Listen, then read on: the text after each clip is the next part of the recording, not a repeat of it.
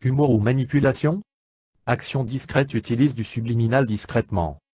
L'émission Action discrète sur Canal+ est habituellement connue pour ses reportages bidons sur une défense au second degré de telle ou telle cause, une fausse défense puisqu'il s'agit ici d'une mise en scène, et de véritables comédiens. Ce jour-là, le scénario de l'émission consistait à se déguiser en pieux catholique, et s'opposer à la pièce de théâtre blasphématoire. Or, une image subliminale de ce qui apparaît être Satan ou un démon, reproduction ci-dessous, durant moins d'un dixième de seconde apparaît à 7h40. Notez que l'image insérée n'a pas cherché à montrer le diable sous sa forme religieuse habituelle, c'est-à-dire avec les cornes. La question est de savoir pourquoi utiliserait-il un procédé subliminal pour faire passer leur message, apparemment la liberté d'expression théâtrale, et dans quel but? Rappelons que dans ce cas le procédé consistant à introduire une image dans le but de frapper le subconscient, n'a rien à voir avec un procédé permettant de susciter l'humour, mais plutôt de susciter la peur, puisque cette image quasi invisible de monstre frappe directement le subconscient, et pas seulement ceux des croyants.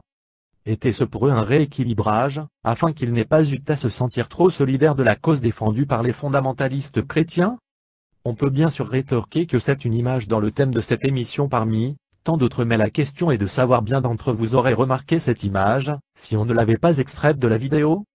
Réponse aux objections: si tu vois l'image, même très brièvement, c'est pas subliminal, vu que c'est conscient. Oui, bien sûr, je m'attendais à cette remarque, en ce qui me concerne celle était, mais je pense que le seuil du subliminal est variable en fonction des individus, c'est pour ça que j'ai dit sur toutes les personnes qui ont vu cette émission combien avaient remarqué. Il y a certainement des gens qui ont vu cette émission sur ce forum, j'aurais voulu savoir si c'était resté au niveau conscient ou subconscient. Pour l'affaire de la photo de Mitterrand dans le 2 d'Antenne 2 à l'époque, on avait parlé de subliminal, alors qu'on voyait brièvement l'image, après la durée de l'image importe peu, je pense. Il y a différentes techniques de subliminal, par incrustation d'images, par codage de mots, par image inversée, etc. C'est pas toujours la technique de la 25e image, et même si on remarque quelque chose, le gros souci c'est qu'à moins de faire un arrêt sur l'image, on ne distingue pas de quoi il s'agit, bien qu'on en ait une petite idée du moins en ce qui me concerne connaissant l'émission.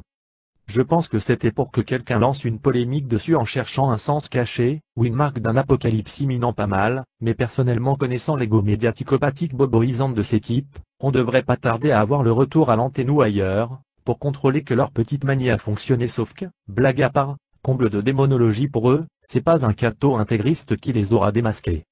Je pense que même en faisant du vrai, faux subliminal dans leur idée, ils n'en font pas moins du vrai.